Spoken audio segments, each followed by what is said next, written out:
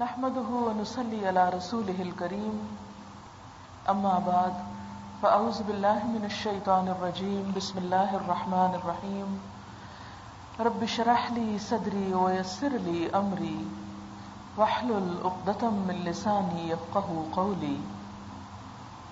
اللہ تعالی نے اس دنیا کو بنایا اور اس میں جو کچھ بھی بنایا اسے جوڑے کی شکل میں بنایا۔ ہر چیز دو کی شکل میں رکھی گئی، صرف اس کی اپنی ذات ہی ایسی ذات ہے جو ایک ہے، اکیلی ہے۔ اس نے جہاں انسان کو زندگی دی تو صرف زندگی نہیں، ساتھ ہی اس کے لیے موت بھی رکھی۔ موت ایک بہت بڑی حقیقت ہے جس کا ہم سب کو سامنا ہے، جس سے کوئی بھی فرار نہیں۔ ارشاد باری تعالی ہے قُل لَن تَنفَعَكُمُ الْفِرَارُ إِن فَرَرْتُم مِّنَ الْمَوْتِ، کہہ دیجئے کہ موت سے بھاگنا، موت سے فرار تمہیں ہرگز فائدہ نہ دے گا، اگرچہ تم موت سے بھاگنا ہی کیوں نہ چاہو۔ قرآن پاک میں 3 مرتبہ یہ آیت بیان کی گئی، کل نفس ذائقۃ الموت، ہر نفس کو موت کا ذائقہ چکھنا ہے۔ ہر ذی روح جو دنیا میں آیا اسے ایک نہ ایک دن لازماً واپس جانا ہے، خواہ کوئی بوڑھا ہو یا جوان ہو، امیر ہو یا غریب ہو، کالا ہو گورا ہو، مرد ہو عورت ہو، کوئی انسان ہو یا جانور ہو۔ جس چیز کے اندر بھی اللہ تعالیٰ نے ایک مرتبہ روح ڈالی، ایک امانت کے طور پر ڈالی، اور اسے ایک نہ ایک دن ضرور واپس اپنے قبضے میں لے لے گا۔ اور اس کا تجربہ ہم ہر روز اپنی زندگی میں اپنے ہی ساتھ کر رہے ہیں۔ جس طرح قرآن پاک میں نیند کو بھی موت سے مشابہ قرار دیا گیا، اللہ یتوفی الانفس حین موتها والتی لم تمت فی منامها، اللہ تعالیٰ موت کے وقت انسان کی روح قبض کرتا ہے، اور وہ جو مرتا نہیں نیند میں اس کی روح لیتا ہے۔ جس طرح سوتے وقت ہم سنتے نہیں، دیکھتے نہیں، بولتے نہیں، کچھ سمجھتے نہیں کہ ہمارے آس پاس کیا ہو رہا ہے، بالکل اسی طرح یہ ایک عارضی وقفہ جو ہم پہ گزرتا ہے، موت اسی طرح کے ایک طویل وقفے کا نام ہے جو اگلی زندگی سے پہلے آنے والا ہے۔ ہر انسان کو دنیا میں زندگی بسر کرنے کے لیے ایک خاص وقت دیا گیا، اور اس کے بعد اس کی واپسی ہے۔ موت مستقل فنا کا نام نہیں ہے، موت ایسے ہی ہے جیسے کسی کا ایک کمرے سے نکل کر دوسرے کمرے میں چلے جانا۔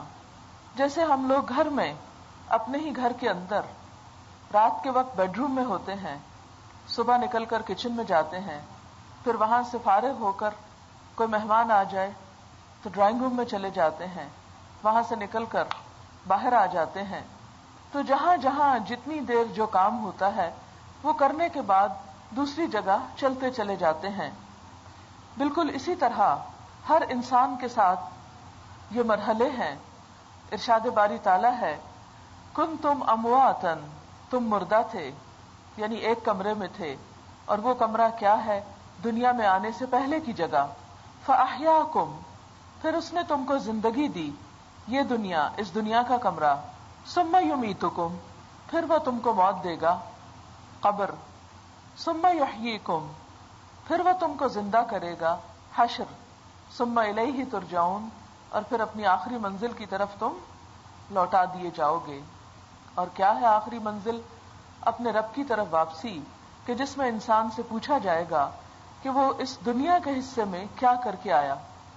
باقی 3 حصوں کا حساب نہیں ہے، لیکن دنیا والے حصے میں ہم جو کچھ بھی کرتے ہیں وہ ہم سے قیامت کے دن اللہ کے سامنے پوچھا جائے گا۔ اسی کے بارے میں قرآن پاک میں آتا ہے خلق الموت والحیات لیبلوکم ایکم احسن عملا، اس نے موت اور زندگی کو پیدا کیا تاکہ وہ تمہیں آزما کر دیکھے کہ تم میں اچھے کام کون کرتا ہے۔ یہ دنیا ایک امتحان کی جگہ جہاں ہم سب سے دیکھا جا رہا ہے کہ ہم اپنی آخرت کے لیے، اپنے مستقل ٹھکانے کے لیے، اپنی ہمیشہ کی قیام گاہ کے لیے کیا تیار کر کے لے جاتے ہیں۔ لیکن ہم میں سے اکثر لوگ اس حقیقت کو بھولے ہوئے ہیں۔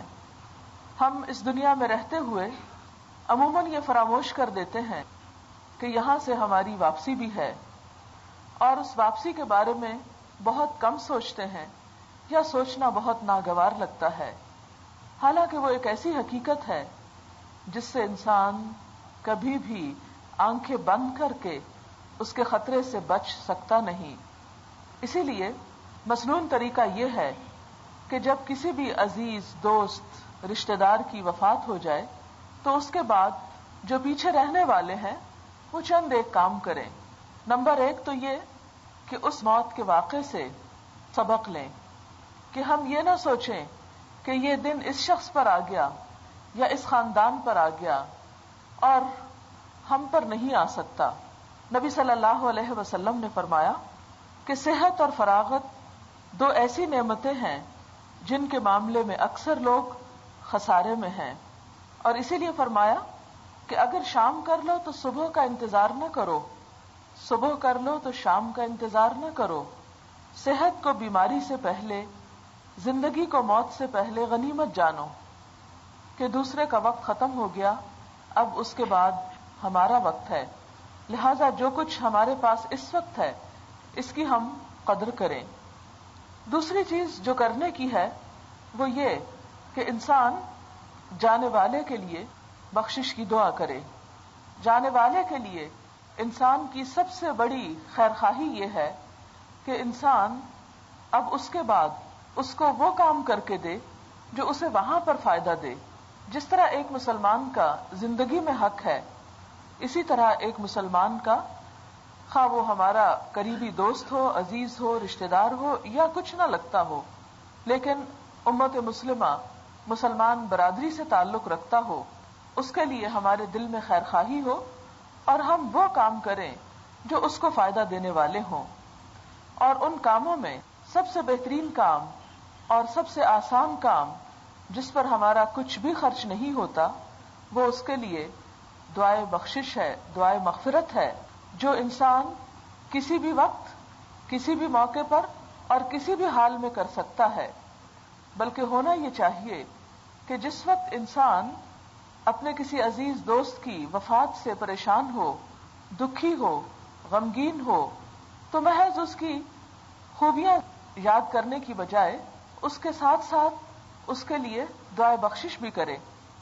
نبی صلی اللہ علیہ وسلم نے فرمایا کہ مرنے والا ڈوبتے ہوئے فریادی کی طرح ہوتا ہے، کہ جیسے ایک شخص ڈوب رہا ہوتا ہے اور وہ فریادیں کر رہا ہوتا ہے کہ آؤ مجھے بچاؤ، آؤ مجھے نکالو، بالکل اسی طرح مرنے والا فریادیں کر رہا ہوتا ہے اپنے دوستوں، عزیزوں، رشتہ داروں سے کہ آؤ میرے حال کی خبر لو، مجھ پر رحم کرو اور میرے لیے کچھ دعا کرو، کیونکہ اس وقت دعا فائدہ دیتی ہے۔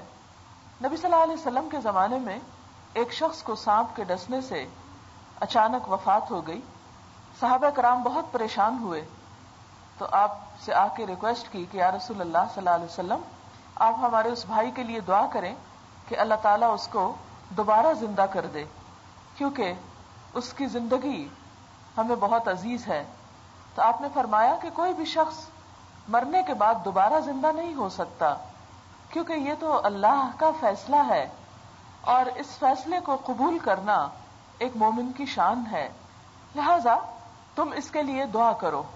اسی طرح حدیث میں آتا ہے کہ مرنے والا کسی چیز پر اپنے پیچھے والوں سے اتنا خوش نہیں ہوتا جتنا ان کی دعا سے جب وہ اس کو پہنچتی ہے۔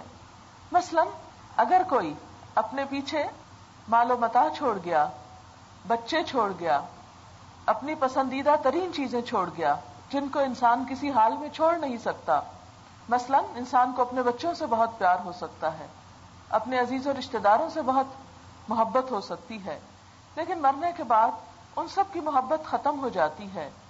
ہاں اسے اب جس چیز کی طلب ہے وہ یہ کہ میرے عزیز رشتہ دار میرے لیے دعائیں کریں، اور جب وہ اس کو پہنچتی ہیں تو اس کی خوشی کا ٹھکانہ نہیں ہوتا. اور جو دعائیں پہنچتی ہیں میت کو تو اس کے درجات بلند ہوتے چلے جاتے ہیں. اور خصوصی طور پر اولاد کی دعائیں. نبی صلی اللہ علیہ وسلم نے فرمایا کہ جب انسان فوت ہو جاتا ہے تو اس کے تمام اعمال ختم ہو جاتے ہیں. وہ نماز نہیں پڑھ سکتا، وہ روزہ نہیں رکھ سکتا، وہ خود صدقہ خیرات نہیں کر سکتا، لیکن 3 چیزیں مرنے کے بعد بھی اس کو فائدہ دیتی رہتی ہیں. ان میں سب سے پہلی چیز ولد صالح، نیک اولاد ہے، یدعو لہ، جو اپنے والدین کے لیے دعائیں کرتی ہے.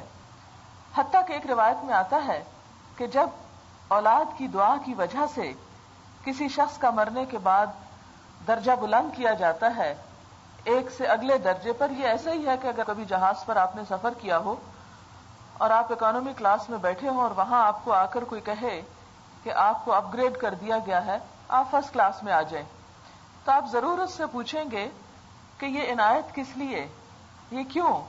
اس لیے کہ میرے پاس تو ٹکٹ اکانومی کلاس کا ہے، تو مجھے یہ آنر کیوں بخشا جا رہا ہے وہاں لے جانے کا. تو اس کو کوئی بھی وجہ بتائی جا سکتی ہے کہ آپ کے فلاں کام کی وجہ سے، آپ کی فلاں حیثیت کی وجہ سے. تو بالکل اسی طرح والدین کو اولاد کی دعائیں جب پہنچتی ہیں تو ان کا درجہ بھی بلند کیا جاتا ہے، اور اس وقت انہیں جو خوشی حاصل ہوتی ہے وہ کسی اور چیز سے نہیں. قبر بھی سفر ہی کی ایک حالت ہے. جیسے جہاز میں ہم ایک سفر کی حالت میں ہوتے ہیں، تو سفر خواہ جہاز ہی کا ہو تکلیف دہ ہی ہوتا ہے، انسان کو تھکا دینے والا ہی ہوتا ہے. قبر بھی وحشت کا گھر ہے، تنہائی کا گھر ہے، کیڑوں کا گھر ہے. لہذا وہاں پر بھی انسان کے لیے جو چیز خوشی کا سبب بنتی ہے وہ دعائیں ہیں. اور اس وحشت میں وہ دعائیں جب پہنچتی ہیں اور انسان کو اس سے بہتر جگہ پر اور اس سے بہتر اور اس سے بہتر جگہ پر لے جایا جاتا ہے، تو آپ سوچ سکتے ہیں کہ اس شخص کی خوشی کا کیا ٹھکانہ ہوگا. لہذا خوش قسمت ہے ایسے والدین جو اپنے پیچھے نیک اولاد چھوڑ کر جائیں. لیکن یہ سب کچھ بائی چانس نہیں ہو سکتا. یہ اسی وقت ہو سکتا ہے کہ جب انسان اپنی اولاد کو نیکی کی طرف توجہ بھی دلائے، ان کے دل میں آخرت کی فکر پیدا کرے، اپنی قدر پیدا کرے. اور اپنی قدر صرف باتوں سے پیدا نہیں ہو سکتی، اسی وقت ہو سکتی ہے جب آپ اپنے بچوں کے دل میں اللہ کی محبت پیدا کریں. آپ اللہ کی محبت پیدا کریں گے تو اللہ تعالیٰ آپ کے بچوں کے دل میں آپ کی محبت پیدا کرے گا. جب ہم اپنے بچوں کو اپنے رب سے بے نیاز کر دیتے ہیں تو بچے ہم سے بے نیاز ہو جاتے ہیں. اس لیے بہترین دعائیں اولاد کی دعائیں ہیں جو پوری خیرخواہی، خلوص اور محبت کے ساتھ والدین تک پہنچتی ہیں. ظاہر ہے ماں باپ کی وفات کا غم جس قدر بچوں کو ہو سکتا ہے کسی اور کو نہیں ہو سکتا.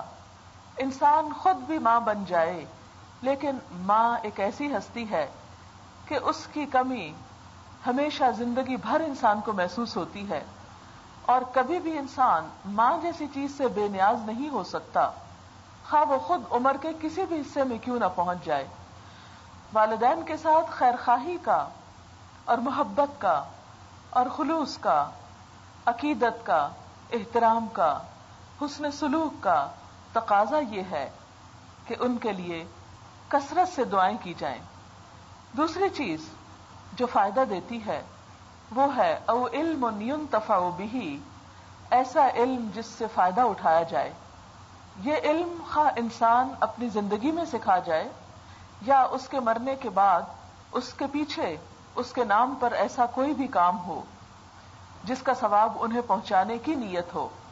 انسان اپنی زندگی میں اگر اپنی اولاد کی تربیت کرتا ہے، ان کو کچھ سکھاتا ہے، یا استاد کی حیثیت میں کسی کو کچھ سکھاتا ہے، یا اس کے علاوہ اپنا کوئی بھی ہنر، کوئی بھی فن، کوئی بھی ایسی چیز جس سے انسانیت کو فائدہ پہنچتا ہو، جس سے کسی کی تکلیف کم ہو سکتی ہو، جس سے کسی کا دکھ دور ہو سکتا ہو، کوئی بھی علم، اس میں دین کا علم بھی شامل ہے اور وہ علم بھی شامل ہے کہ جو انسانوں کے بھلے کے لیے ہو. جیسے دنیا میں اگر کوئی انسان کسی کی کوئی بھی خدمت کرتا ہے تو وہ اللہ تعالیٰ کے ہاں ایک بہت بڑی نیکی قرار پاتا ہے. مثال کے طور پر آپ صلی اللہ علیہ وسلم کے ارشادات کے مطابق کسی بھوکے کو کھانا کھلانا جنت میں لے جانے والے کاموں میں سے ہے. ظاہر ہے کہ بھوکے کو کھانا آپ اسی وقت کھلا سکتے ہیں جب آپ پکانا جانتے ہوں. اگر آپ کھانا پکانا ہی کسی کو سکھا رہے ہیں تو یہ بھی ایک علم ہے. آپ کی وجہ سے اگر کوئی شخص پکانا جانتا اور پکا کر کسی اور کو کھلا رہا ہے تو وہ اگر آپ نے اچھی نیت سے اس کو سکھایا تو وہ آپ کے لیے ایک فائدہ ہے. کسی کو کپڑا سینا سکھا دینا، کسی کو اور کوئی ٹیکنالوجی، کوئی بھی چیز جو کسی انسان کو ملی، اگر وہ اپنی زندگی میں دوسروں کو اس سے مستفید کرتا ہے تو مرنے کے بعد وہ چیز اس کو فائدہ دیتی ہے. اور دین کا علم تو یقینی طور پر فائدہ دیتا ہے، کیونکہ وہ انسان کی صرف دنیا نہیں آخرت کی بھی نجات کا ذریعہ ہے. اس لیے مرنے والے کو، یعنی ہم میں سے ہر ایک کو اپنے جانے سے پہلے کوئی نہ کوئی ایسا کام ضرور کرنا چاہیے کہ جو مرنے کے بعد بھی صدقہ جاریہ ہوتا رہے. اس میں یہ چیزیں بھی شامل ہیں کہ مثلاً اگر ایک انسان کوئی کتاب لکھ جاتا ہے، اچھی کتاب ہے جس سے لوگ پڑھتے ہیں، فائدہ اٹھاتے ہیں، نسلوں تک وہ بات جاتی ہے، جب تک وہ بات موجود ہے آگے سے آگے پہنچتی ہے تو انسان کو فائدہ دیتی چلی جاتی ہے.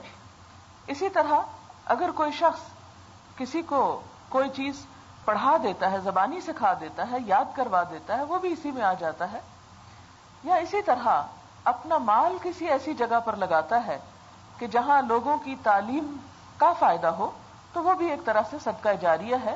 اسی لیے تیسری چیز جو ہے او صدقۃ جاریہ، صدقہ جاریہ جو مرنے والے کو فائدہ دیتا ہے، یہ بھی دو تین طرح سے ہو سکتا ہے. ایک یہ کہ انسان اپنی زندگی میں ایسے کاموں میں مال خرچ کرے کہ جہاں اس کے مرنے کے بعد بھی اسے فائدہ پہنچتا رہے. مثلا ایک شخص نبی صلی اللہ علیہ وسلم کی خدمت میں حاضر ہوا اور اس نے پوچھا، یا رسول اللہ صلی اللہ علیہ وسلم، میری ماں اچانک فوت ہو گئی ہے، اگر میں اس کی طرف سے کوئی صدقہ کروں تو کیا اس کو فائدہ پہنچے گا؟ آپ نے فرمایا ہاں. پھر اس نے پوچھا کہ میں کیا صدقہ کروں، یعنی سب سے بہترین صدقہ اپنی ماں کے لیے کرنا چاہتا ہوں. تو آپ صلی اللہ علیہ وسلم نے فرمایا کہ تم پانی کا انتظام کرو. لہٰذا اس نے ایک کنواں کھدوایا. اس شخص نے اس کنویں کا نام اپنی ماں کے نام پر رکھا اور کہا ہذہ لأم سعد، یہ ام سعد کے لیے ہے. یعنی جیسے ہمارے ہاں مختلف چیزوں کے، شہروں کے، علاقوں کے، اسکولوں کے نام پڑ جاتے ہیں، اسی طرح کنووں کے بھی نام ہوتے تھے. تو انہوں نے اس کنویں کو اپنی ماں کے نام منسوب کر دیا، جیسے کوئی بک لکھ کر کسی کے نام منسوب کر دی جاتی ہے. اسی طرح کیونکہ اس دور میں لوگوں کو پینے کے پانی کی بہت مشکل تھی. اب یہ کہ جب تک وہ کنواں قائم رہا، جس کسی نے بھی اس میں سے پیا، خواہ کسی انسان نے یا جانور نے، جانور کو پلانے کے بارے میں بھی آپ کو معلوم ہے وہ مشہور روایت. ایک بری عورت تھی لیکن اس نے دیکھا کہ ایک کتا پیاسا ہے تو دوبارہ اس کی خاطر کنویں میں اتری، موزے میں پانی بھر کے باہر نکالا اور کتے کو پلایا تو اس پر اس کی بخشش ہو گئی. تو پانی پلانا، کسی کی تکلیف دور کرنا، کسی کی پیاس بجھانا، تو جتنا بھی انسان اس میں کام کرتا ہے، ہاں ایک شخص پیتا ہے یا 1000 پیتے ہیں، 1 سال رہتا ہے یا 1000 سال وہ کنواں باقی رہتا ہے، تو جس شخص کے نام پر وہ چیز کھدوائی گئی اس کو اس کا فائدہ پہنچتا رہے گا.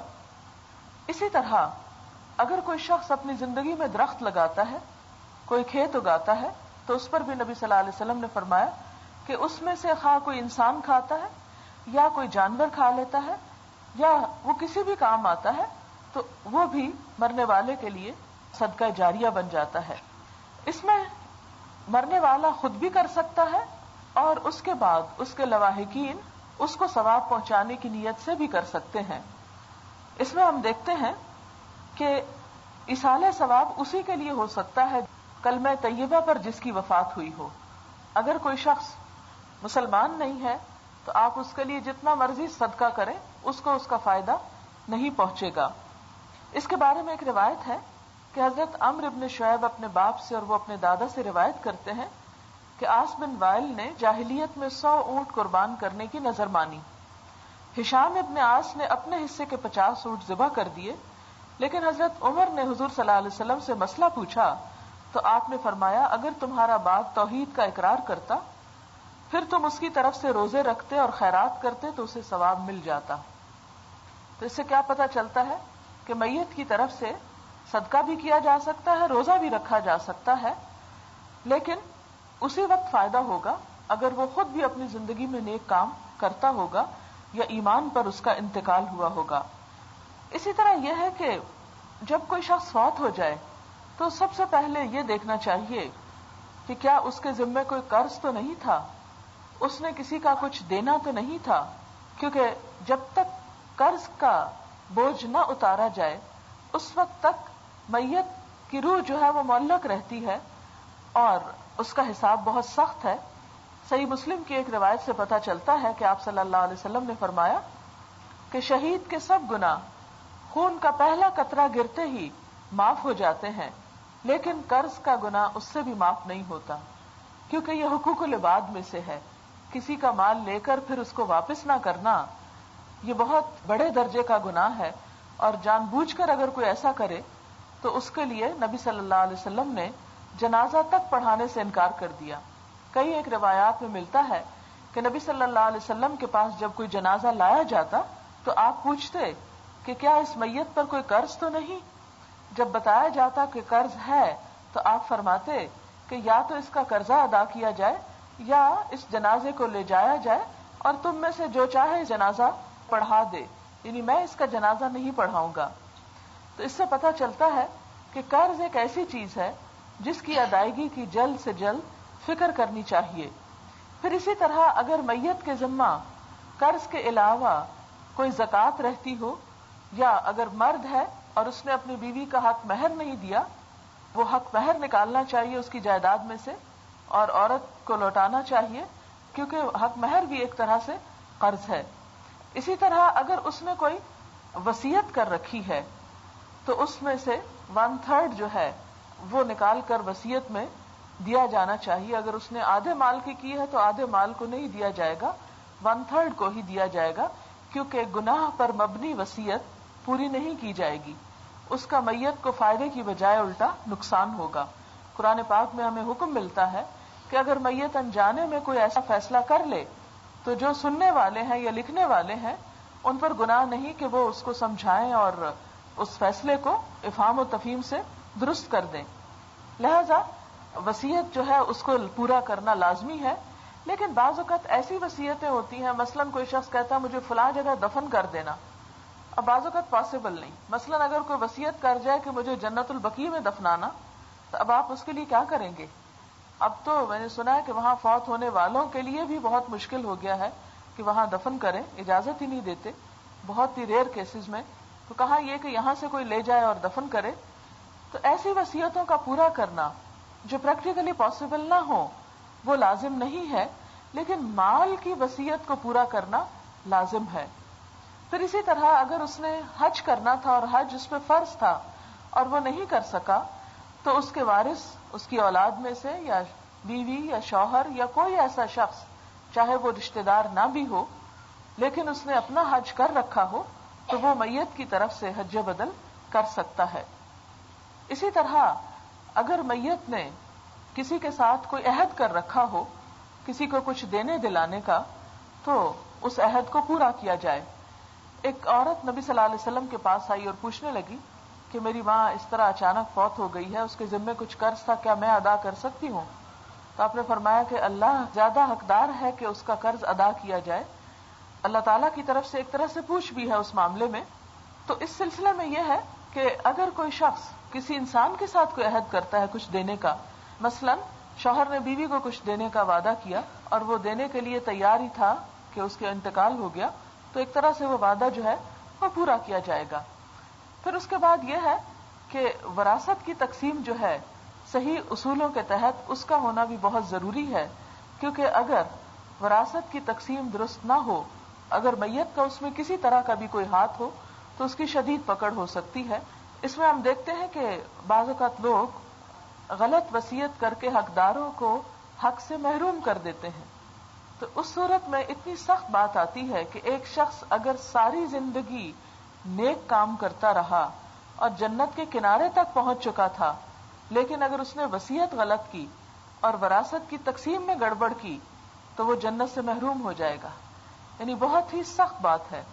ہمارے ہاں عموماً یہ ہوتا ہے کہ جب کوئی فوت ہو جاتا ہے تو بعد میں اولاد میں سے جو زیادہ ذرا اسٹرانگ ہوتے ہیں وہ دوسرے لوگوں سے مل کر عموماً عورتوں کو، لڑکیوں کو وراثت سے محروم کر دیتے ہیں. بعض اوقات مائیں بھی بیٹوں کے ساتھ مل کر بیٹیوں کو ایک طرف کر دیتی ہیں. ایسی کوئی بھی کوشش جو ہے وہ انسان کے گناہ میں اضافے کے سوا کسی فائدے کی نہیں، کسی چیز میں اضافے کا سبب نہیں. اس لیے اس معاملے میں بہت احتیاط کی ضرورت ہے. عموماً جب وراثت تقسیم نہیں ہوتی تو بہن بھائیوں میں، خون کے رشتوں میں باہم بہت فسادات شروع ہو جاتے ہیں، جس کے نتیجے میں قطع رحمی ہوتی ہے اور اس قوم پر، اس گھر پر، ان لوگوں پر اللہ کی رحمت نازل نہیں ہوتی جس میں قطع رحمی کرنے والے لوگ موجود ہوں. یعنی رشتہ داروں کو ان کا حق نہ دیں یا بول چال بند کر دیں یا آپس کے تعلقات کو خراب کریں. لہذا وہاں سے اللہ کی رحمت اٹھ جاتی ہے. اس لیے کوئی بھی ایسی چیز کہ جس سے اللہ تعالیٰ کی رحمت سے انسان دنیا یا آخرت میں محروم ہو، اس سے اجتناب کرنا چاہیے. دو چیزیں جن کے بارے میں قرآن پاک کی کسی آیت یا نبی صلی اللہ علیہ وسلم کی کسی سنت سے کوئی پتہ نہیں چلتا، وہ چیزیں نماز ہے اور قرآن کا پڑھنا ہے. کچھ علماء یہ کہتے ہیں کہ جس طرح صدقہ کر سکتے ہیں آپ کسی کے لیے، حج کر سکتے ہیں، روزہ رکھ سکتے ہیں، اسی طرح آپ کسی کی نماز بھی پڑھ لیں. لیکن بات یہ ہے کہ نبی صلی اللہ علیہ وسلم سے باقی تمام چیزوں کا ثبوت ملتا ہے. روزے کا بھی ملتا ہے، حج کا بھی ملتا ہے، صدقے کا بھی ملتا ہے، قرض کی ادائیگی کا بھی ملتا ہے، لیکن نماز کا کہیں نہیں ملتا. اس کی وجہ کیا ہے؟ اس کی وجہ یہ بھی ہو سکتی ہے کہ نماز کی اتنی تاکید کی گئی ہے کہ ہر شخص لازمی طور پر خود ادا کرے. مثلا اگر ایک شخص روزہ نہیں رکھ سکتا تو آپ نے دیکھا ہوگا کہ دنیا میں زندہ ہوتے ہوئے بھی وہ اس کا کفارہ دے سکتا ہے. کوئی شخص بہت بوڑھا ہو گیا ہے، بہت بیمار ہے کہ اسی بیماری میں فوت ہو گیا، روزے نہیں رکھ سکا، تو وہ کسی دوسرے کو اس کا فدیہ دے سکتا ہے. ضروری نہیں کہ دوسرا روزے رکھے، بس اس کا کفارہ دیا جا سکتا ہے. لیکن اگر کوئی شخص نماز نہیں کسی نے پڑھی تو آپ نے دیکھا ہوگا کہ اس کا کوئی دوسرا آلٹرنیٹ نہیں. نماز کا آلٹرنیٹ نماز ہی ہے. کس طرح؟ کھڑے ہو کے نہیں پڑھ سکتے، بیٹھ کے پڑھ لو. بیٹھ کے نہیں پڑھ سکتے، لیٹ کے پڑھ لو. اشاروں سے پڑھ لو. جتنی ہوش ہے اتنی ہی پڑھ لو. لیکن نماز کوئی دوسرا کسی کے لیے زندگی میں بھی نہیں پڑھ سکتا. روزے کا تو ہے کہ وہ فدیہ دے سکتا ہے، لیکن نماز کا زندگی میں بھی کوئی فدیہ نہیں ہے کہ اگر ایک شخص نے نہیں پڑھی تو وہ اس کے بدلے میں پیسے نہیں دے سکتا. باقی تمام عبادات میں مثلا زکوٰۃ ایک شخص نہیں دے سکتا، بیوی نہیں دے سکتی تو شوہر زکوٰۃ دے دیتا ہے، بیوی کی طرف سے زکوٰۃ ادا ہو جائے گی. یہ ایسا ہی مثلا آپ اگر اپنے بچے کی فیس نہیں دے سکتے تو آپ کی بہن دے دیتی ہے، فیس ادا ہو گئی. لیکن اگر آپ کے بچے نے نماز نہیں پڑھی تو وہ اس کے حصے کی نماز نہیں پڑھ کے دے سکتی. اسی لیے ہم دیکھتے ہیں کہ قرآن پاک میں اور پوری سنت میں نبی صلی اللہ علیہ وسلم سے کوئی ایسی چیز ثابت نہیں کہ اگر کسی شخص کی نماز رہتی ہو تو آپ نے فرمایا ہو کہ تم اپنی میت کی نمازیں بھی پڑھ دینا یا اس کا کوئی کفارہ دے دینا. عموماً لوگ نمازوں کا حساب کر کے پھر کچھ گندم کا پتہ نہیں 2 سیر یا کتنے کا مجھے تو معلوم نہیں، وہ حساب کر کے تو ایک ایک نماز کا کچھ کفارہ دیتے ہیں. لیکن یہ ایک عام صدقہ ہی شمار ہوگا. جیسے صدقہ انسان کی تکلیفوں کو دور کرتا ہے تو ہم امید کرتے ہیں کہ ایک مرنے والے کی تکلیفوں کو بھی صدقہ پیچھے سے کیا ہوا دور کرے گا. اس ضمن میں تو یہ بات درست ہے، لیکن کسی جگہ یہ نہیں پتا چلتا کہ ایک نماز کی جگہ 2 سیر گندم دو یا 4 سیر دو یا 10 روپے دو یا 20 روپے دو. یہ سب من گھڑت مسئلے ہیں. خود سے خود لوگوں نے اپنے ازمپشن سے یہ چیزیں ایجاد کر لی اور دین میں ان کی ایسے پابندی شروع کر دی جیسے کوئی فرض، اتنی تو فرض نماز کی پابندی نہیں کی جتنی ان چیزوں کی جو خود سے بنایا ہوا دین ہے اس کی پابندی شروع کر دی. تو اس میں یہ ہے کہ نمازوں میں کوئی شخص بیمار ہو گیا مثلا اور اس کو ہوش ہی نہیں تو اس پہ نماز ہے ہی نہیں. جیسے ایک شخص اچھا بھلا تھا، آپریشن ہو رہا ہے، 2 دن کے لیے وہ کومے میں چلا گیا، بے ہوش رہا. ایک شخص 2 سال خدا نہ خواستہ کوئی بے ہوش رہتا ہے تو جب وہ ہوش میں آئے گا تو اسے پچھلی نمازیں نہیں پڑھنی ہوگی. نماز کا نا بلیک اینڈ وائٹ میں ہے معاملہ. مثلاً پیریڈز والی عورت جو ہے اس کو نماز نہیں پڑھنی تو بعد میں قضا بھی کوئی نہیں کرنی. نہیں پڑھی نہیں پڑھی، بچے کی پیدائش کے بعد نہیں پڑھی تو بس نہیں پڑھی، ختم ہو گئی. روزہ کا تو ہے کفارہ، یہاں قضا. جیسے روزہ نہیں رکھا کسی نے تو قضا رکھ لے. نماز نہیں پڑھی تو بس وقتی نماز تو یہ ہے کہ جیسے سو گیا انسان، اٹھا تو عصر کا وقت نکل گیا تو مغرب کے ساتھ وہ عصر بھی پڑھ لے. لیکن عام طور پر جو یہ تصور پایا جاتا ہے میت کے لیے نمازیں پڑھنے کا، یا ہمارے ہاں کچھ لوگ نفل پڑھتے ہیں کچھ بیویوں کے نام پر، کوئی مغرب کے وقت کوئی فجر کے وقت، تو یہ خود سے ہی ایک بات ہے. ہاں یہ ضرور کرنا چاہیے کہ جب کوئی شخص فوت ہو جائے تو کوئی نیک عمل کر کے اس کے لیے دعا کرنی چاہیے. مثلاً اگر آپ قرآن پڑھ رہے ہیں اور اس کے بعد اس کے لیے دعا کرتے ہیں تو حدیث میں یہ آتا ہے کہ قرآن کے بعد جو ہے وہ دعا قبول ہوتی ہے. اگر کوئی شخص قرآن پڑھنے کے بعد دعا کرتا ہے تو قبولیت کا ذریعہ ہے. نماز پڑھ کے کسی کے لیے اگر کوئی دعا کرتا ہے تو قبولیت کی بات ہے. کوئی صدقہ کر کے دعا کرتا ہے تو قبولیت کی بات ہے. حج عمرہ کر کے دعا کرتا ہے تو قبولیت کی بات ہے. کیونکہ ہر اچھا کام انسان کو اللہ کے قریب کر دیتا ہے، انسان اللہ کا مقرب ہوتا ہے. تو جیسے ایک بادشاہ ہوتا ہے تو جو اس کے مقرب لوگ ہوتے ہیں ان کی وہ بڑی سنتا ہے. اسی طرح اگر ایک شخص جب صدقہ کرتا ہے یا نماز پڑھتا ہے یا قرآن پڑھتا ہے تو وہ اللہ کے قریب ہو جاتا ہے. اس وقت اس کو دعا کرنی چاہیے. پھر اسی طرح یہ ہے کہ ہمارے ہاں عموماً یہ رواج ہے، اعلان بھی عموماً کیے جاتے ہیں کہ اتنے پڑھ کے فلاں کو دیے گئے، اتنے اس سے پڑھوا کے اس کو دیے گئے. یہ چیز بھی ایک بعد کے دور میں خود شروع ہو گئی. مثال کے طور پر آج میں سورۃ کہف پڑھنا بھول گئی، مجھے ابھی یاد آیا کہ آج میری سورۃ کہف رہ گئی. اب ایک یہ تھا کہ میں بیٹھ کے وہ پڑھتی یا یہاں آ کر تھوڑا یہ کام کرتی. اب اگر یہ ممکن ہوتا کہ کسی کی جگہ کوئی اور پڑھ دے تو میں اپنی کسی اسٹوڈنٹ کے ذمہ لگاتی ہوئی پلیز میری سورت رہ گئی آج تم میری پڑھ دینا. لیکن اس کا کوئی جواز ہے ہی نہیں کہ میرے حصے کی میری سورت کوئی پڑھے یا میرے حصے کا قرآن کوئی اور پڑھے. یہ دو چیزیں اگر انسان خود کرتا ہے، خود پڑھتا ہے نماز اور قرآن، تو اس کو فائدہ دیں گی. اور اگر وہ خود اس سے غافل ہے، خود اس کو ان چیزوں میں انٹرسٹ نہیں، شوق نہیں، تو کسی اور کا پڑھا ہوا بھی فائدہ نہیں. یہ ایسا ہی ہے کہ جیسے ایک شخص خود اگر کھانا نہیں کھاتا تو کسی دوسرے کا کھایا ہوا اس کو فائدہ نہیں دیتا. آپ کپڑا تو کسی کو پہنا سکتے ہیں مگر کسی کا کھایا ہوا کھانا آپ نہیں کھا سکتے، یا وہ آپ کو کچھ بھی طاقت ٹرانسفر نہیں ہوگی. اس لیے ان دو چیزوں کے بارے میں ہمیں اپنی زندگی میں سنجیدگی کے ساتھ پابندی کی ضرورت ہے. ایک تو یہ کہ نمازوں کی پابندی ہو، کیونکہ قرآن پاک میں سورۃ الحاقہ میں آتا ہے کہ جہنم میں جانے والوں سے پوچھا جائے گا ما سلککم فی سقر، جہنم میں تمہیں کیا چیز لے گئی؟ قالوا لم نک من المصلین، وہ کہیں گے ہم نماز پڑھنے والوں میں سے نہ تھے. وَلَمْ نَكُ نُطْعِمُ الْمِسْكِينَ، اور ہم مسکین کو کھانا نہیں کھلاتے تھے. وَكُنَّا نَخُوضُ مَعَ الْخَائِضِينَ، اور ہم بحثیں کرنے والوں کے ساتھ مل کے بحثیں کرتے تھے. آج ہمارا بھی حال یہ ہو گیا ہے، نماز کی طرف سے بس موڈ کی بات ہے، مرضی کی، آسانی ہے تو پڑھ لی، نہیں تو کوئی بات نہیں. غریبوں کو کھانا کھلانا تو کوئی مانگ ہی بیٹھے تو ہم کہتے ہیں ہٹے کٹے ان کا کام ہی صرف مانگنا ہے، یہ سب ہٹ حرامی کرتے ہیں، کام کیوں نہیں کرتے، طرح طرح کی باتیں کر کے ہم ان کو ایک طرف کر دیتے. ٹھیک ہے کچھ پروفیشنل بیگرز ہو سکتے ہیں لیکن ہر ضرورت مند انسان پروفیشنل نہیں ہے. بہت سارے اللہ کے بندے ہمارے لیے آزمائش ہیں اور ان کی بھوک ہمارے اوپر قرض ہے. اس لیے ان کی بھوک میں ان کے کام آنا اور ان کی مدد کرنا ہمارا فرض بنتا ہے.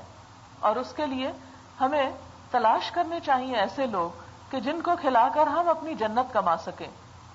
پھر اس کے بعد انسان جب دوسروں کے لیے بھلا کرتا ہے تو خود اس کا اپنا بھلا ہونے لگتا ہے. عموماً یہ دو باتیں جب میں بیان کرتی ہوں نماز اور قرآن کی تو لوگ اس پر بہت برہم ہونے لگتے ہیں، بہت ناراض ہونے لگتے ہیں. یہ آپ نے ایک نیا دین نکال لیا ہے اور ہم تو اپنے آباء و اجداد سے یہ سب کرتے چلے آئے ہیں. کرتے رہیں کوئی بات نہیں، دنیا میں بہت کچھ ہو رہا ہے اور لوگ کر رہے ہیں، لیکن ایک بات جو معلوم ہو اس کا بتانا بھی فرض ہے، کیونکہ ذمہ داری ہو جاتی ہے نا کہ جن چیزوں سے میں گزری ہو سکتا وہ کتابیں آپ کی نظر سے نہ گزری ہوں. پھر اس کے بعد یہ ہے کہ تیسری چیز جو ہماری قوم میں بہت عام ہو گئی ہے کہ دین کے معاملے میں محض بحث کرنا، صرف انٹلیکچوئل ڈسکشن کا ذریعہ بنا لینا یا حجت بازی کرنا. یہ بات سمجھ میں نہیں آتی کہ یہ کیوں آخر کہی گئی اس کی کوئی لاجک نہیں سمجھ میں آتی، یہ چیز تو پرانے وقتوں کی کہانی ہے، اور اس طرح کہہ کے ہم نے اپنا دین اپنے ہی ہاتھوں اس کو حقیر کر دیا۔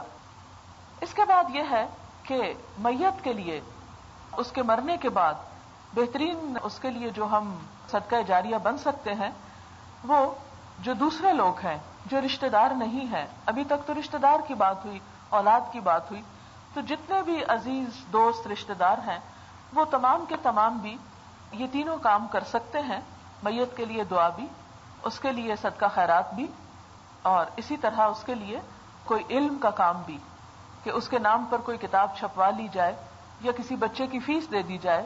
میں تو سوچتی ہوں کہ آج کل ہمارے جو گورنمنٹ کے سکولز ہیں ان میں بعض اوقات کلاس روم میں بلب تک نہیں ہوتا، بعض اوقات پنکھا نہیں ہوتا، بعض اوقات فرنیچر پورا نہیں، اتنا زیادہ ایڈمیشن ہوتا ہے کہ بچے بعض اوقات بیٹھنے سے آری ہیں۔ آپ خود سوچیں، آپ سب اس بات کو اچھی طرح جانتے ہیں کہ جب بھی ایڈمیشن کے دور آتے ہیں تو عموماً والدین کے لیے کتنی پریشانی کی بات ہوتی ہے کہ پہلی جماعت کے بچے کو ایڈمیشن نہیں ملا، سیٹ نہیں ہے۔ تو آپ خود سوچیں کہ ہمارے ملک میں کس قدر کمی ہے پھر تعلیمی اداروں کی، اور اسلام نے ہمیں کتنا خوبصورت طریقہ بتایا کہ زندگی میں تو کیا، مرنے کے بعد بھی اگر نیکی کمانا چاہتے ہو تو اس کام میں آگے بڑھو۔ مسلمان قوم کا تو لٹریسی ریٹ 100% ہونا چاہیے تھا، لیکن آج ہم 30% سے آگے نہیں بڑھ سکے۔ ہمارا ہمسایہ ملک جس کی اکثریت غیر مسلم ہے، وہاں لٹریسی ریٹ 50% ہے انڈیا میں، اور ہماری حالت مسلمان ملک کی یہ ہے کہ ہم اس سے بھی پیچھے ہیں۔ ہمیں اس پر سنجیدگی سے سوچنا چاہیے۔ ایک اور ہمارے ہاں ہوتا یہ ہے عموماً کہ جب کوئی فوت ہو جاتا ہے تو جمعرات اور 40ویں کے نام پر اتنے کھانے پکائے جاتے ہیں، اتنی دیگیں پکائی جاتی ہیں، اتنا خرچ کیا جاتا ہے کہ میں سمجھتی ہوں کہ اگر وہی رقم کسی اسکول کے 1 سال کا بجٹ آپ دے دیں، کسی لیب کا، بچوں کے سائنس کے پریکٹیکلز کرنے کے لیے ان کو اگر آپ سامان فراہم کر دیں تو آپ دیکھیں گے کہ آپ کی قوم تھوڑی سی ترقی میں ایک قدم آگے بڑھ جائے گی۔ لیکن ہمارے ہاں بس صرف خود ہی ایک پارٹی کے انداز میں، پھر اس میں نمکین بھی ہو، اس میں میٹھا بھی ہو، اور پھر بیٹھ کے ان کھانوں کو ٹیسٹ کرتے رہتے ہیں، ان پر ڈسکشن ہوتی رہتی ہے۔ اب معاملہ یہاں تک پہنچ گیا کہ آپ کسی 40ویں پہ جائیں، آپ دیکھ کے ایک لک سے کبھی نہیں پہچان سکتے کہ 40واں ہو رہا ہے۔ اس میں اور شادیوں میں کوئی خاص فرق نظر نہیں آتا۔ ان کے لیے بھی کارڈ چھپ رہے ہیں، اس کے لیے بھی ٹینٹ لگ رہے ہیں، اس کے لیے بھی کھانے پک رہے ہیں، اور ہزاروں نہیں لاکھوں پہ بات جاتی ہے۔ اور دوسری طرف ہماری قوم کا حال یہ ہے کہ اکثریت ہماری جاہل ہے، تو وہ کام ہمیں کرنے چاہیے جو ہمیں دنیا میں بھی عزت دیں اور وہ جو ہمیں آخرت میں بھی دیں۔ لیکن ہم صرف لوگوں کے خوف سے یا لوگوں کی خوشی میں ایسے کام خوشی سے کر لیتے ہیں، بعض اوقات قرض اٹھا کے بھی کرتے ہیں جن کا نہ دنیا میں کوئی فائدہ ہے سوائے اس کے کہ لوگ خوش ہو جائیں گے، اور بعض اوقات لوگ بھی خوش نہیں، اور لوگوں کا ڈر یہ ہوتا ہے کہ اگر ہم نے یہ نہ کیا تو لوگ کہیں گے والدین فوت ہوئے تو انہوں نے شکر کیا، کچھ کھلایا پلایا ہی نہیں۔ وہ ایک بڑا ہی فضول قسم کا محاورہ مشہور ہے کہ مر گیا مردود نہ ختم نہ درود، یعنی اس قسم کی لغو قسم کی بات مشہور کی گئی ہے کہ وہ شخص جو ہے گویا ایک قسم کا سوسائٹی کا ریجیکٹڈ انسان ہے جس کے لیے بعد میں یہ کھانے وانے نہیں پکے۔ مجھے اچھی طرح یاد ہے کہ ہمارے جب دادا فوت ہوئے تو کسی نے کہا کہ میٹھا ضرور ہونا چاہیے، تو میری والدہ نے پوچھا کہ وہ کس لیے، تو بتایا گیا کہ جو بزرگ فوت ہوتے ہیں تو اس خوشی میں کہ اللہ نے ان کو سمیٹ لیا ہے۔ جی یہ میں نے اپنے کان سے سنی، تو اس وقت سے مجھے بہت حیرت ہوئی اس بات پر کہ کیا لاجک ہے اس میں کہ بزرگوں کے فوت ہونے پر میٹھا۔ مختلف علاقوں کی رسمیں ہو سکتی ہیں، چونکہ مین میڈ رسمیں ہیں یہ ساری، اس لیے اس میں جو چاہیں آپ اضافہ کر لیں، جیسے کھانا پکانے جتنے مسالے چاہیں ڈال لیں۔ تو جب ایک دین ہم نے خود گھڑ لیا تو اس میں جو چاہیں آپ کانسیپٹ ڈالتے چلے جائیں، اور پھر بعض علاقوں میں جو تعزیت کے لیے لوگ آتے ہیں ان کو واپسی پہ جوڑے بھی دیے جاتے ہیں، بعض جگہوں پہ دوپٹے دیے جاتے ہیں۔ یہ سب خرافات جو ہیں ہمارے معاشرے کو گھن کی طرح چاٹ گئی ہیں۔ ان تمام چیزوں کا جب تک خاتمہ نہیں ہوگا ہم نہ دنیا میں ترقی کر سکتے ہیں اور نہ آخرت میں خدا کو منہ دکھانے کے قابل ہیں۔ اس لیے کہ مال ہمارا جن چیزوں پہ خرچ ہونا چاہیے تھا وہاں ہو نہیں رہا، جو کام ہماری ذمہ داری تھی وہ ہو نہیں رہی، اور یہ سارے درد میں آپ لوگوں کے سامنے اس موقع پر اس لیے رکھ رہی ہوں کہ آپ ملک کا سمجھدار، پڑھا لکھا، ذمہ دار طبقہ ہے، حساس دل رکھنے والے لوگ ہیں۔ آپ کے کرنے سے معاشرے کے اندر چینج آ سکتا ہے، اور خواتین ہی کسی بھی گھر کے اندر کسی بھی کام کی روح رواں ہوتی. ہمارے ہاں معاشرہ ایسا ہے کہ شادی ہو یا مرگ ہو، ہونا وہ ہے جو عورتوں نے کہنا ہے، پکنا وہ ہے جو عورتوں نے ڈیسائیڈ کرنا ہے، بلانا اس کو ہے جس کو عورتوں نے بلانا ہے. اس سارے سوشل سیٹ اپ کی جو ذمہ دار ہے وہ خواتین ہیں. اگر ہم لوگ اصلاح کے لیے تھوڑے ڈٹرمنڈ ہوں گے، تھوڑا فرم ہوں گے، تو انشاءاللہ چینج آئے گا. اور ہمیں بہت جرات کے ساتھ یہ قدم اٹھانے چاہیے.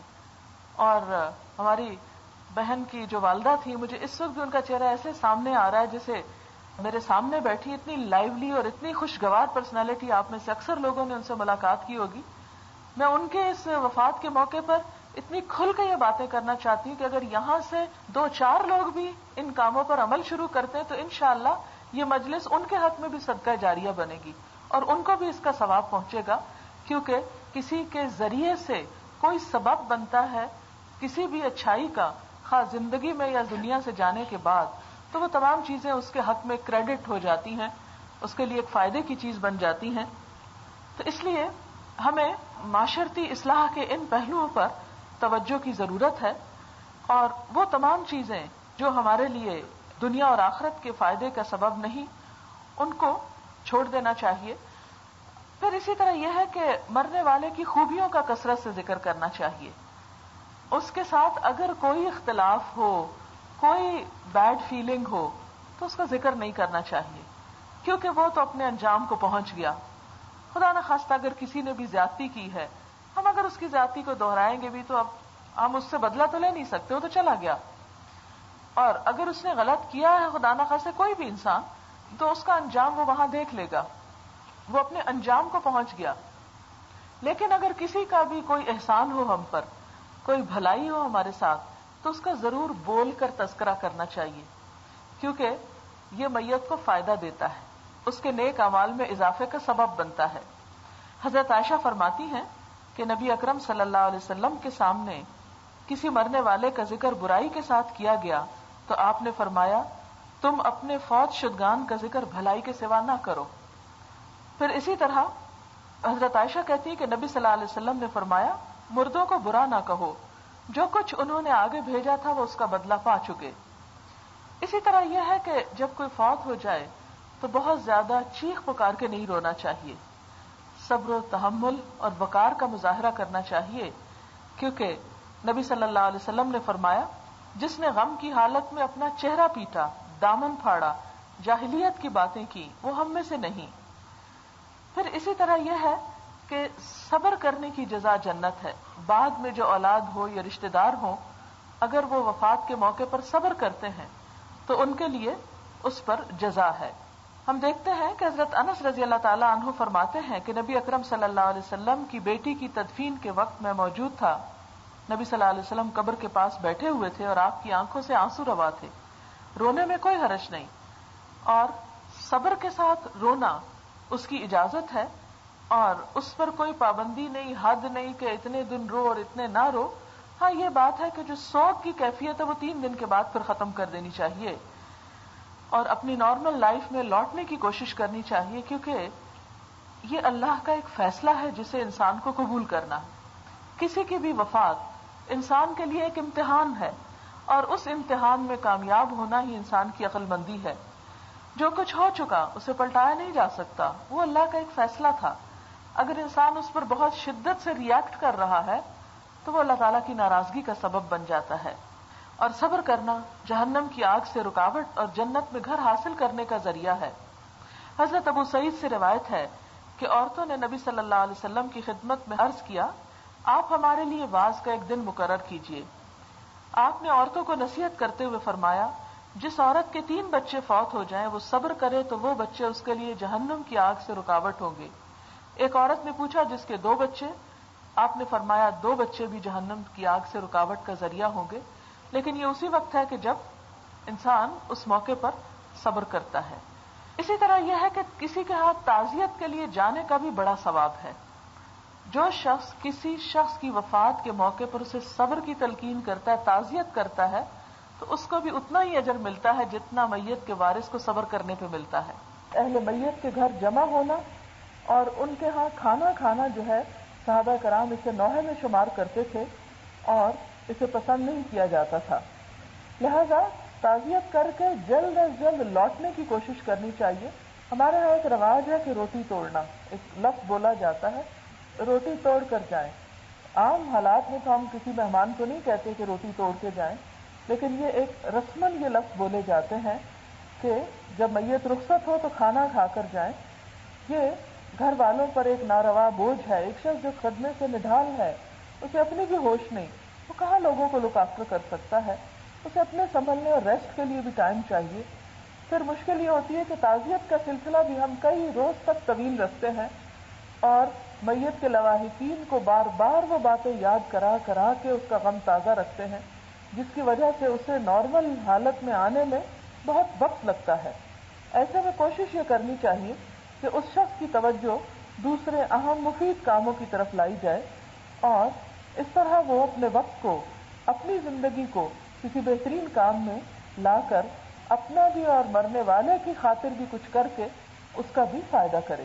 یہ چند چیزیں اس موضوع کے مناسبت سے. اب میں ذرا چاہتی ہوں کہ دعا اچھی سی کروا دوں، کیونکہ یہ باتیں تو ہمیں ہی فائدہ دیں گی، جو باتیں ان کو فائدہ دینے والی ہیں وہ دعا ہے. تو اس لیے اب ہم دعا کرتے ہیں.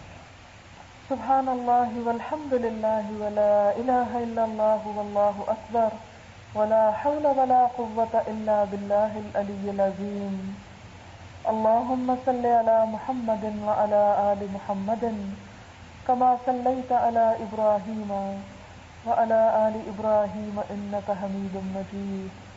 اللهم بارك على محمد وعلى آل محمد كما باركت على إبراهيم وعلى آل إبراهيم إنك حميد مجيد.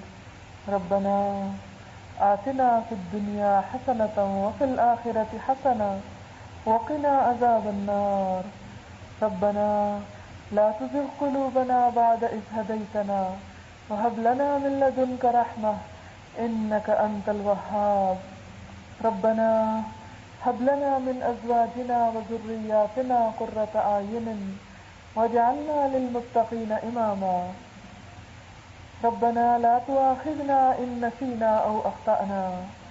ربنا ولا تحمل علينا إصرا كما حملته على الذين من قبلنا. ربنا ولا تحملنا ما لا طاقة لنا به واعف عنا واغفر لنا وارحمنا أنت مولانا فانصرنا على القوم الكافرين. لا إله إلا الله أنت الحليم الكريم. سبحان الله رب العرش العظيم والحمد لله رب العالمين. رب نسألك موجبات رحمتك وعزائم مغفرتك والغنيمة من كل بر والسلامة من كل اسم لا تدع لنا ذنبا إلا غفرته ولا هما إلا فرجته ولا حاجة هي لك ردا إلا قضيتها يا أرحم الراحمين. يا حي يا قيوم برحمتك نستغيث. اب مخصوص دعا پڑھوں گی، اس پر آپ نے آمین کہنا ہے کیونکہ آمین سے قبولیت ہوتی ہے. جہاں میں پاس کروں گی پلیز آپ آمین سب بولیں.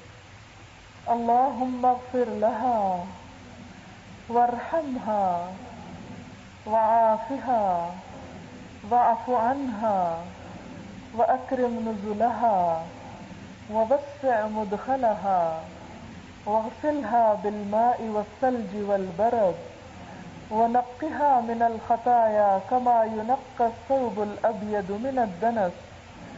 اللهم أبدلها دارا خيرا من دارها وأهلا خيرا من أهلها. اللهم أدخلها الجنة اللهم أدخلها الجنة وأعذها من عذاب القبر ومن عذاب النار. یا رب العالمین، تو ہماری بہن کی بخشش فرما، ان پر اپنی رحمت نازل فرما، ان کو اپنی عافیت میں رکھ، ان کو اپنی حفاظت میں رکھ، ان کے درجات بلند فرما، ان کو جنت الفردوس میں جگہ عطا فرما. یا اللہ انہیں عذاب قبر سے محفوظ رکھنا، ان کے کبیرہ اور صغیرہ گناہوں کو معاف کر دینا، ان کی تمام خطاؤں سے درگزر کر لینا، یا اللہ ان کے درجات کو بلند فرمانا، یا اللہ ان کی اولاد